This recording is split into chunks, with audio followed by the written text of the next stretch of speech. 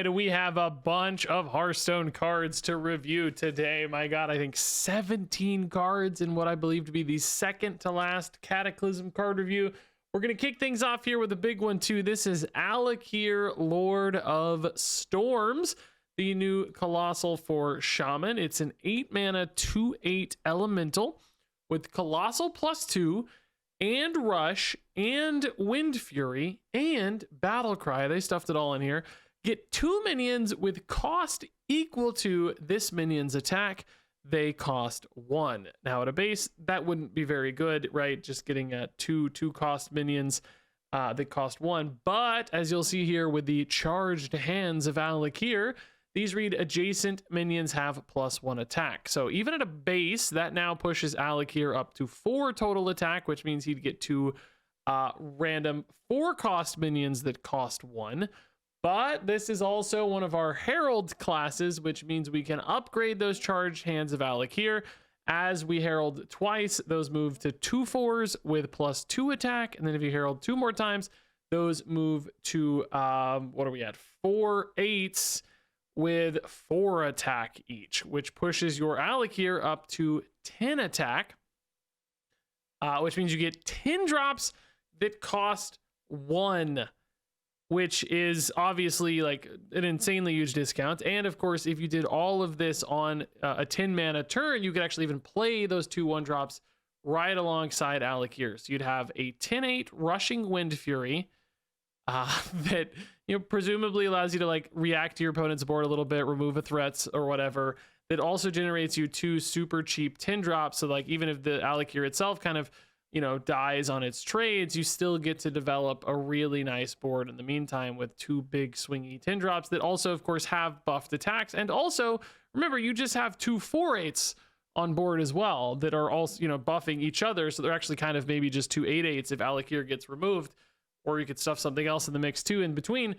But it's just going to be a big old pile potentially of like, you know, 3 to 5 minions here on your AKIR turn. And I do think because the AKIR has Rush and Wind Fury, that's going to feel okay to do.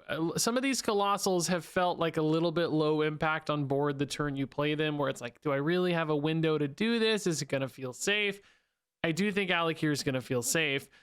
I will say as you get to like that 10 mana turn, you know, sometimes just boards for board's sake aren't enough. Like just a, you know, a big dump of stats doesn't always flip a game or win just because there's already removal at that stage or opponents are already hitting crazy win conditions and stuff.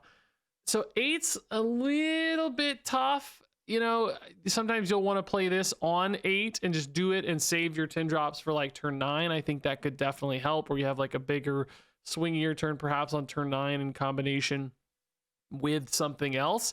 Also, I will say, like, you know, in some ways this is a fairly aggressive Herald package because it's just like minions on board that are all buffing attacks. That does lead you in, you know, it kind of nudges you towards a more aggressive game plan, which 8 drops that, you know, have payoffs basically on turn 9 or later don't necessarily contribute well to aggressive game plans historically. Like that's a little bit too far off for an aggressive deck. So is there some kind of sweet spot where you have a mid-range deck that's like doing enough on board, being a little bit aggressive, that's kind of, you know, keeping the opponent on the back foot the entire game, you know, solve this board, solve this board, solve this board, where eventually you develop a board that's kind of a backbreaker because they just can't quite keep up with the removal or whatever. And the AKIR plus all this stuff just secures it maybe over 1 turn or 2 turns because the opponent eventually falls behind. I think it's possible. Yeah, I think it's possible. You know, there's just enough here and enough immediacy here. I'm going to give the nod to AKIR and say I think that can come together. Shaman is a class that can usually fall into that mid-range spot pretty well. They have a lot of cards that kind of move into that direction. And I think the Herald cards here we're going to see also have, you know, some play. So let's go ahead and look at the Herald cards here for AKIR. Up first is the Ritual of Power. This is a 2-mana nature spell.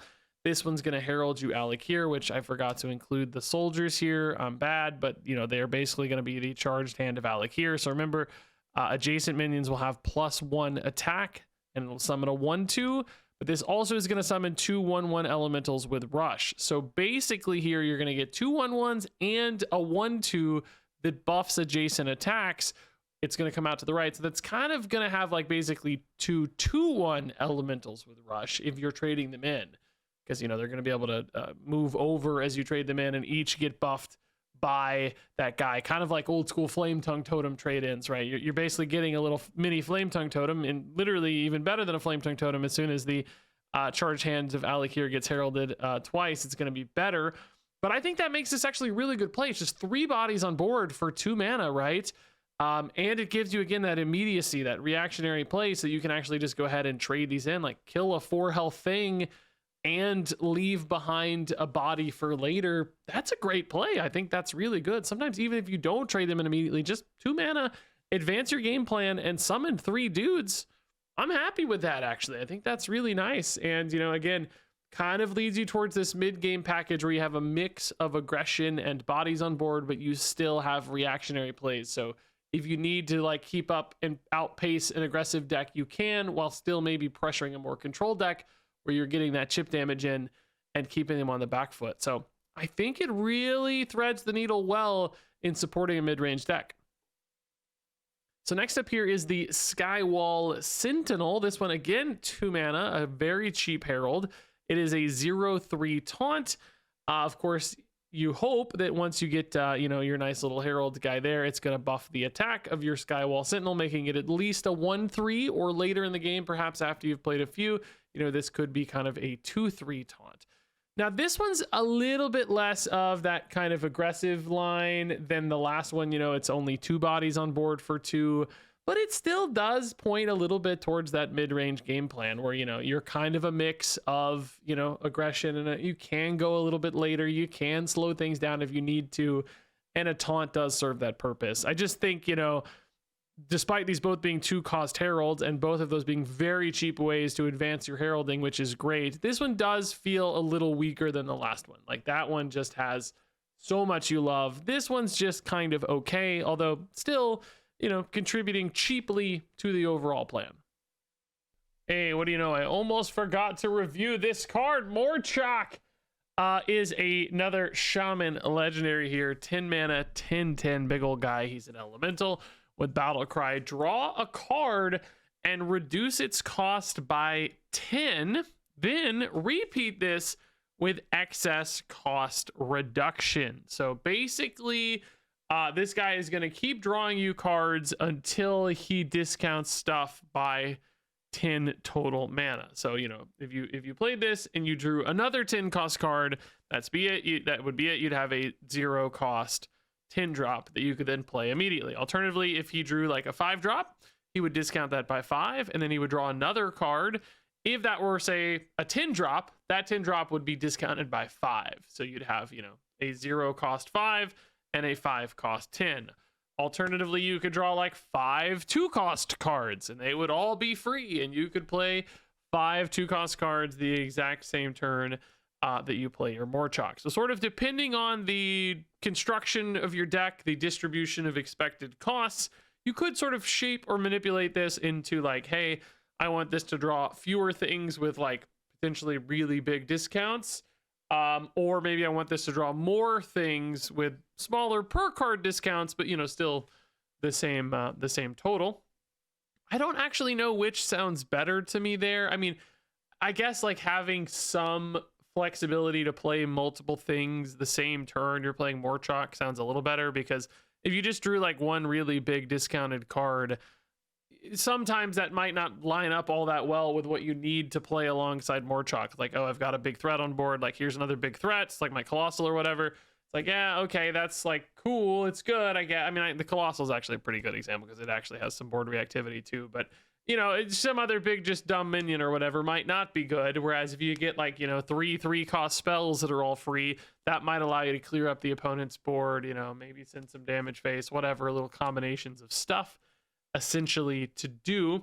So I think maybe just like a little more lower curve, or even just middle of the curve, you know, a couple 5 drops off your Morchok might feel like a nice middle ground as well. But if you get up to like a 7, what might happen is, you know, the next card you draw might be a 5 and it's not discounted enough to get played because of that leftover. And then, you know, you just only have one thing to do alongside your Morchok and you get stuck and it gets awkward and weird. So I think you wouldn't want to run it with too big of cards. But really, outside of all that, the big question here for Morchok is, my God, how do I get to turn 10 and still want to play this thing? You know what I mean? Like, this is a really good effect if you just kind of break it apart and just imagine, it's, basically a 0 mana 10/10 that draws you a bunch of cards. Like, that is actually a really, really powerful effect, which it would have to be for a 10 drop to get played. But it's just, what shaman deck runs that? Is there a deck that can go high enough in curve? Does a mid-rangey colossal deck stretch itself all the way to a 10 cost card? Is this maybe there just because you need like an Elise body to trigger your Elise and make her worth it? It's tough, right? Like, 10 drops are hard. They're really clunky, can get super stuck. And I still think, although sometimes you'll have great plays off this, or you're still able to stabilize a bit because of your discounted cards, I think there will be other moments where the things that you drew and discounted just don't fit the game state or board well or whatever, and you just kind of get stuck, and Morchok is just sitting there as a big dumb 10/10, and, the opponent kills you or whatever. Things just start to snowball against you because you didn't make enough of a swing off of your 10 mana card. So I don't know, maybe some deck building can avoid that a little bit, but ultimately I do think, despite the raw power output of this card doing a lot in essence, just because it's starting at such a highly prohibitive cost, it's going to be tough. If this were like, 6 or 7 mana or something and did the same, but for 6 or 7 mana, I'd say like, oh yeah, this is a crazy good effect, like a lot more space to play this one. When you get up to that 10, it's just a lot harder to squeeze this into decks. All right, so next up here is the Crackling Crowd Strider. This is a 3 mana 4/3 elemental with battle cry. Choose a spell in your hand that costs 4 or less to absorb, and then Death Rattle, cast it, which utilizing the new hand targeting technology here. So you don't, have to build your deck super carefully with this one. As long as you have, a spell here and there you think is a good result for this, it's a great way to kind of cheat that out, potentially for cheaper, because this is only 3, and just on a stick, because you get a nice 4/3 body in the mix here as well. Also, I think it's kind of cool that you can sort of choose a spell that is conditionally good for that given moment, perhaps. In other words, if you look at the pool of spells currently in Shaman, and some of these will be rotating, but it's as good as we can look. For instance, if you want a board, you could pick a Feral Spirit and like, okay, yeah, I'm going to get 2 2/3s when they kill this. I'll make it a super piloted Shredder kind of card, right? Alternatively, if you're way behind on board, maybe you have a Lightning Storm in hand and you could pick a Lightning Storm. That's an option. You could pick the Herald card we just looked at, right? And just advance your Heralds even faster and just make your Herald card super strong. So that's like, you now get 3 minions for a crazy super piloted Shredder. That's actually one of your better results probably, but there's a nice mix of stuff that feels like really nice payoffs. I will say, honestly, the 4 cost slot right now is not actually all that good necessarily. Might be a little bit too control focused, not stuff that like develops a board quite as much. But there are still some really good cards, even at the 2 and 3, I think, that would be fine for this. So then it's just a question of deck fit, right? It's just like, what deck runs this? I don't know right off the top of my head that there's a package that's like exactly supportive of this card, but it's one of those that's kind of free. Like, a lot of decks could. It could go in a Herald deck, right? It could go in a control deck. It could just kind of go anywhere that's running spells. So I think that means it's probably going to get some play here or there somewhere, because I think, having a potential cheat of a spell and having a body on a spell is pretty cool. Of course, some spells, the Death Rattle is a bit of a risk, like, you targeted things are risky, etc. So there, some decks might say, too much risk, or just doesn't really align with me. But I think there will still be plenty of others where it's like, yeah, totally works. I like this. It's a nice little bonus.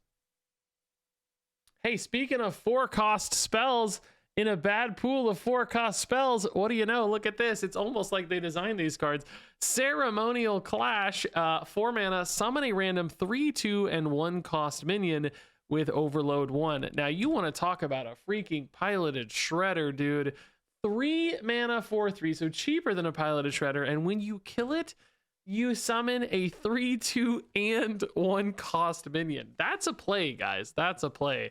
Overload here, kind of sort of a downside, but man, getting 4 bodies basically on a 3 mana card is totally worth a little bit of a downside for an overload 1. So again, I kind of can see even this all going together into this sort of mid-range Herald shell, where it's just kind of good card shaman, and you're just like tossing a bunch of really good, powerful mid-range plays into your deck, and you hit this power band maybe from like turn 3 to all the way up to like 8 or 9 with AKIR, and it's just hit after hit after hit, and the opponent just falls behind to all of this stuff and all of this chip damage, and you eventually just kind of connect and get there.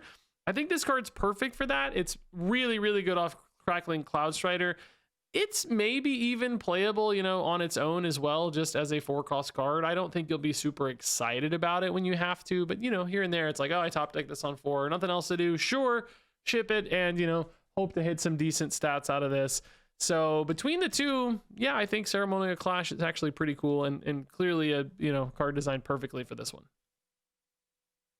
So that's it for Shaman for now. We're going to move over to Paladin next with a super cool new legendary. This is Nozdormu Bronze Aspect, a 5-mana 4/4, and it reads, at the end of your turn, give your minions Divine Shield. Any that already had one gain +3/+3 instead. Now do note this will buff itself, so worst case scenario on an empty board, this is a 5-mana 4/4 Divine Shield, which admittedly would kind of be worst case scenario. And that's going to be the conversation point for this card in general for me, maybe, is like, well, it's a bit of what we call a win more card, which in some ways I hate that term. It's a cop-out a little bit to use, but I do think it's rather fitting here because, like, if you already have a really good board and you play Nozdormu, you like with like 2 or 3 minions out or whatever and get all those extra Divine Shields, like that's fantastic, right? But you'd almost rather just turn that board into damage. I think about a card like Crusader Aura right now, for instance. Compare those two, right? I want to play Crusader Aura when I have a good board so that I can just kill the opponent and end the game. Nozdormu is just sort of a follow-up that doesn't necessarily advance as hard. Like, yeah, Divine Shields are great. It would still be a good play. It's just not as directionally aligned with decks that tend to have wide swarms of stuff, which tend to be a little bit more aggressive. So you're going to have to now start thinking about like, okay, how can I turn this, again, maybe more into a bit of a mid-range package, but then how consistently are you keeping 2 or 3 guys out on board?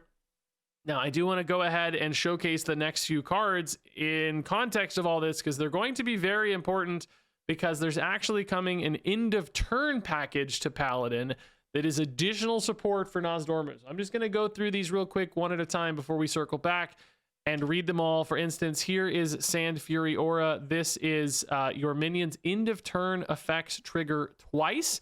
So you could load up a Sand Fury Aura before your Nozdormu. Now, if you have extra minions on board, they not only get Divine Shield, but they get that +3/+3 buff as well, which suddenly makes that board crazy threatening. Again, that buff happens at the end of turn, so it's not like that damage gets to push immediately. This isn't a Bloodlust or anything, but it does suddenly convert into a lot more pressure. The downside there is, you know, if you're spending all your time playing Sand Fury Aura, how easy is it going to be to get minions on board, right? That's a bit of a question.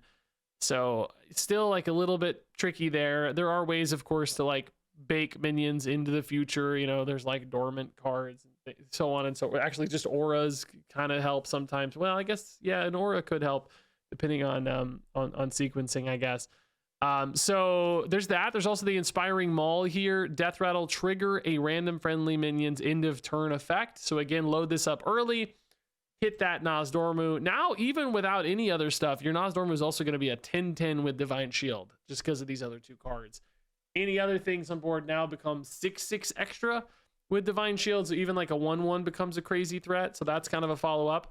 We also have other end of turn cards. Bronze Redeemer here. At the end of your turn, summon a dragon with stats equal to this minion's. We also have the Scale Breaker Bulwark. At the end of your turn, deal 2 damage to all enemies. And even one more, I forgot about the Spearheart Sentry. At the end of your turn, get a random holy spell, reduce its cost by 3. So this is a warrior card we'll talk about later, not a paladin card. So like this whole little end of turn package, you can start to see some pretty big and pretty spicy plays. I still do wonder a little bit how well Nozdormu fits into the rest of that game plan, because a lot of those cards, as you look, don't necessarily support Nozdormu all that directly, where it's like swarms of stuff or really sticky cards on board where you're like likely to have something that's left behind. You're going to be looking more at like sticky Divine Shield style minions, Annoyotrons. We've got the like the 4-drop that summons you like the 7/7 when it dies, right? That's the sort of stuff that's going to play better into Nozdormu, which, to be clear, that is very good. I think that card, what is it, the Tank Engineer or something? That card's going to be great, and it's like the one reason I'm actually pretty pumped about Nozdormu and going to give him a better score than perhaps I've been suggesting. I think there's basically like one really, really good card for this, but that might be all you need. Tank Engineer is indeed the name. I'm a genius, right? Tank Engineer creates an incredible problem on curve for opponents where it's like, oh no, dude, like they don't want to kill this because they don't want to make the 7/7. If they don't kill it, then it's a great sticky body for Nozdormu to create even more problems. So some kind of Divine Shield deck, which we've seen a little bit of that Divine Shield support already because we have like Torith the Unbreaking. I do think that's going to come together. I think that could almost split away from the rest of the end of turn stuff a little bit, but you know, post rotation, you might just need a critical mass of all that. So you might have to toss it all in, but eventually you could see those maybe diverge, I think, into more of like a greedy end of turn deck versus a Nozdormu kind of mid-rangey Divine Shield deck. That said, despite some of the drawbacks on this, the end of turn aspect being, you know, not high pressure, but sort of, you know, delaying some of the payoff until the turn after, I still think it's enough stuff piling up and enough upside piling up and creates that stickiness. I think it's still a pretty good card at the end of the day. I think some like notable things to consider when playing this out and how to build your deck, but probably still gets over the hump. All right, so next up here is the Sand Fury Aura, 3-mana holy spell. Your minions' end of turn effects trigger twice, and this lasts for 3 turns. Now, we already saw all the other end of turn cards. I ran through those already. It's a lot, and it's very clearly they've just pre-designed this deck. It's even got like the perfect curve. You got this on 2, a 3. You've got a 4, 5, and a 6 with powerful end of turn effects, and actually 2 5s you can work with, because I do think this one's maybe a little bit weaker than the rest. So, you know, it's just like literally just handpicking and designing cards perfectly to play out like a dream. And that probably means it's going to work, particularly post-rotation, right? You know, we don't have as many cards or decks, so when something's this committed, you've got this entire core package that works so well, so perfectly, so high synergy. That's a really good sign. I do want you to note one thing about this card, though. It does say your minions' end of turn effects, which is fine for all the stuff we're looking at in this video, but do keep in mind stuff like auras that have end of turn effects. So like chronological aura, for instance, at the end of your turn, summon a 3/5 Dragon Baton. This does not work. It is not a minion's end of turn effect. So I was originally envisioning, you know, maybe there could be some kind of aura combo with, because there's also like Dios, which does work with both, right? So there's like some kind of fusion of auras, and auras also is a really good package that's still all together. And we also saw that Gelbin Triumph card yesterday. There's something fusing those two together. Just be mindful that Sand Fury Aura will not work with your other auras. That does not necessarily mean they won't go in the same deck still, because again, it's just another aura synergy fusing all together. Just don't want people to get surprised by that the first time you play it. And there's a little bit of a downside on this card, but I still think it's going to be good. Next up is Inspiring Maul, 2-mana 2/2 weapon. Death Rattle, trigger a random friendly minions. Once again, end of turn effect. Again, like it's going to get played. It's just like this is a whole deck pre-printed. I will say a 2/2 weapon doesn't excite me as much as some of these other cards, just because like 3 is often a really important breakpoint around turn 2 and 3 when you might want to be using these swings. There is also this thing about like you're going to have to kind of wait on the second durability of this until you have a good minion to trigger. So you might be kind of sitting on this for a couple turns until something lines up, which, you know, that's a bit of a downside, especially if you have 2 of these in your deck. The other one's sitting in hand, and it's like it's going to take a while sometimes to use them both. So it's not like the best support card in this package, but I still think it's good enough to get played. Moving on here to the Bronze Redeemer. This is a 5-mana 3/3. At the end of your turn, summon a dragon with stats equal to this minion's. This one to me is, you know, a little bit less exciting because I think it needs help to feel good. Like you want to basically hand buff this guy in order to make it feel worth it, which obviously that's a real possibility. We've got a lot of hand buff options in Hearthstone. Paladin, historically especially, has had a lot. We also got this card that just got printed, the Chamber of Aspects, right? You could just give 2/2 to your guy, and then this makes 2 5/5s. I will say, even if this is making 2 5/5s, not the craziest output, really. Like, you know, it's solid, especially if, you know, it all leads into other end of turn effects. You get 3 or 4 5/5s, whatever, right? There are some neat plays there. It's just a question of how much hand buff can you fit? How consistently will that hit? How much is that competing against other plays like your 2-drop weapon, right? It might be hard to stuff in the support that this card wants. I could maybe see this one getting stranded and left out of the package. If nothing else, like, it would be the first card you cut as better cards come along, I think. So next up is the Scale Breaker Bulwark. This is 6 mana, 3/6. At the end of your turn, deal 2 damage to all enemies, which I like this. Like, just a solid little swing on board that's like maybe okay sometimes as is, but as soon as you start doubling this effect, tripling this effect with those end of turns, this actually becomes pretty sweet. Sometimes it's dealing 4 or 6 damage to all enemies, so hitting face and clearing a board. That's a pretty powerful play. You could set up some like OTKs with this almost, not really, right? But like some finishers at least where this swings a game really hard. I think the question for this one is just how good will it feel on its own sometimes? Like, can you just slam this as a 6-drop and is that good enough? Like this weird, you can't call it a Baron Geddon, but you know, like weird little consecrate on a stick or something. Like, is that okay? It might be, but 2 damage isn't perfect by the time you get to turn 6. So it does feel a bit conditionally tied to the rest of the deck. Like, you might have to have them all queued up. You might have to have the Sand Fury up still. And it is a risk, I'll say. So next up here is the Spearheart Sentry, a 4 mana 3/4 dragon. At the end of your turn, get a random holy spell and reduce its cost by 3. So I actually think this is pretty cool. A 3/4 and 4 is notably rather weak, but it's a perfect follow-up for your, you know, Sand Fury Aura and your Inspiring Maul. Like, the Maul would only have to sit for basically 1 turn on turn 3, and then it's ready to go again on turn 4. And then, you know, you'd get 3 super discounted holy spells. Like 3 holy spells discounted by 3 is like maybe 9 mana worth of savings. Maybe not always, but like, I think it gives you a good hand of tools and stuff. The question is, how consistently aligned is that holy spell pool with the rest of your deck? I think since you're kind of planning this like mid-range deck that's kind of just grinding people out with stuff, I think it does lend itself well to that plan. The same thing kind of happens with Aura decks and Gelbin decks and stuff. So I think it's pretty reasonably good. There could be some games though where you're like feeling the heat from an aggro deck and you kind of skip turn 3, and then this feels a bit like a skip on turn 4, and it's like, God, I gotta hit some home runs on these holy spells. If you whiff too often, it could be scary. But that said, holy spells often have, you know, life gain, removal, etc. tied into them. It's not just paladin, it's, you know, random. So across the set, a lot of priest cards will show up. I think it'll actually work out better than people think. Even though it's a random pool, which I usually, you know, scoff at, it's narrowed by the holy spell and it's super discounted, both of which help a lot.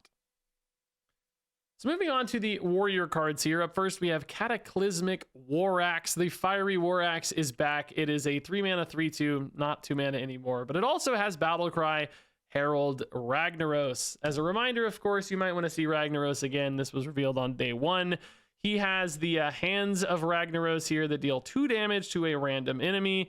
On their death rattle, they are 2/1s, which means when you equip the Cataclysmic War Axe, you're not just getting a 3/2, you're also getting a 2/1 kind of Doombot style card here, which is really good. That's actually a lot of tempo. Basically 6 damage here, another 2 damage off this death rattle, and a 2 damage minion on board. Of course, these can also be upgraded. They can become 4/2s that deal 4, or eventually 8/4s that deal 8. Just crazy. Imagine equipping a Fiery War Axe in the year of our Yogg 2026, and it also summons an 8/4 that deals 8 damage to a random enemy.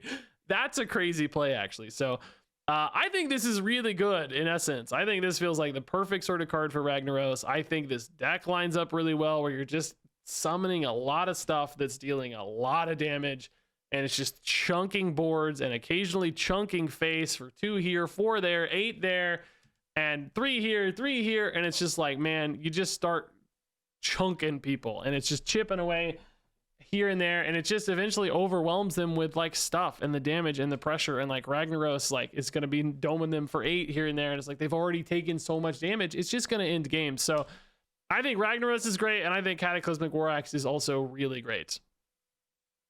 On top of that, we also have here the Scorching Ravager. This is a 4-mana 4/3 with Battlecry Herald Ragnaros and Give the Soldier Rush. So this is going to summon you, again, either that 2/1, maybe sometimes you get a 4/2 out of this that's dealing 4. It's got Rush, so you're getting, 2 bodies on board. One of them gets to take an immediate trade.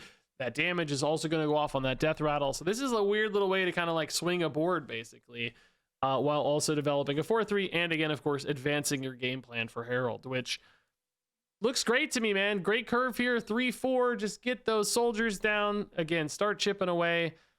I think this all lines up super, super well into a Ragnaros kind of mid-range deck. You've even got some like dragon synergies possible here. Can you pull in dragons on top of all that? You've also got Death Rattle considerations for Ragnaros. So which way you kind of support this package, is it Death Rattle? Is it Dragon? Is it just aggressive? I don't know, but there's a lot of routes you could take, and all the cards just look really high quality to me. So next up here is a fire spell. We're going to see a bit of a fire spell thing going on here. Searing Fissure. This is 2 mana, deal 1 damage to all minions, and give your hero +3 attack this turn. So yet again, some extra ways to deal a little bit of chip and chunk damage here and there. Also, keep in mind these Searing Fissures can actually kill off your base hands of Ragnaros. Maybe not once they get upgraded, but like theoretically something to keep in mind if you haven't heralded too much yet, a way to kind of proc your guys. More realistically, maybe just a way to tidy up the opponent's board or create some better math for all of those Death Rattle procs off your hands and soldiers. Where it's like, yeah, I don't want these 1/1s absorbing the 8 damage from my Death Rattled hand of Ragnaros or whatever. So I'm just going to clear up some space and then, smack them and also get 3 damage. And in a pinch, sometimes, you could just use this to clean up a minion or whatever if you don't need the damage face. But again, I think a pretty nice little tool for this kind of deck. There's also here the Erupting Volcano. This is 3 mana, 3 durability, deal 3 damage, randomly split among all enemies. If you've played a fire spell this turn, deal 3 more. So this is the fire spell synergy we're talking about. And man, this again is all about chip damage and chunking opponents. And I think it's fantastically strong. 6 damage per hit, basically. This is an 18 damage location for only 3 mana. That is kind of ridiculous, right? Of course, it won't always go face, but it certainly can. And when you're using stuff like this to chip away a board, clean up all the garbage, this is going to be chunking face. Your heralds are going to be, it's just all just pointing the same way, which is just like an unbelievable amount of pings and hits and damage. And people are just going to fall over dead once all of this starts hitting. Like, yes, of course, you have to play a fire spell with it. So you may not be like hitting this on turn 3 always. You might just be lining it up, turn 4, do this, wipe out the board, hit 6 to face, right? But there will be moments, certainly, where all this aligns. We're going to see another cheap fire spell and another big fire spell, both of which contribute well to this. So this looks really strong.